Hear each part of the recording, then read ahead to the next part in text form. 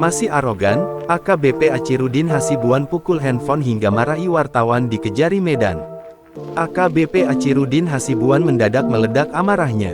AKBP Achirudin Hasibuan sampai-sampai memukul handphone wartawan saat pelimpahan tahap 2 berkas perkara di Kejaksaan Negeri Kejari, Medan. Saat wartawan melakukan peliputan pengambilan gambar, Achirudin menamparkan handphone dan marah kepada wartawan yang bekerja di salah satu media online tersebut. Dari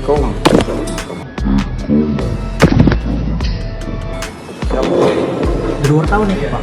Oh, permisi kau jangan pasal-pasal. Dua Pak.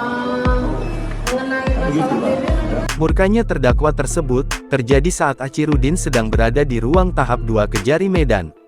Atas sikap tersebut pun, wartawan tersebut merasa diintimidasi oleh terdakwa AKBP Achirudin saat melakukan peliputan.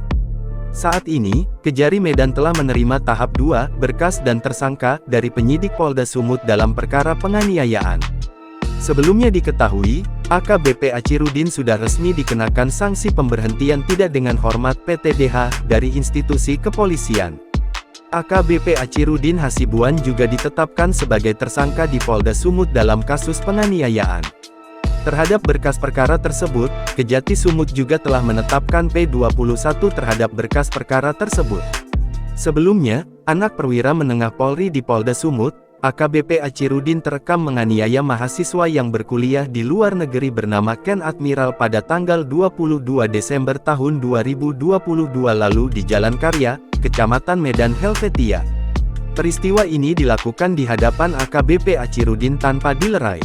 Atas kejadian ini korban mengalami luka di tubuh dan wajahnya karena dihajar bertubi-tubi. Polisi menyatakan Aditya Hasibuan sudah ditetapkan sebagai tersangka dan ditahan. Kemudian, AKBP Achirudin dicopot dari jabatannya sebagai Kabak Bin Ops Direktorat Reserse Narkoba Polda Sumut.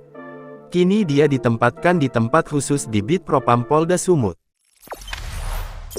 Jangan lupa subscribe, share, komen, dan like ya!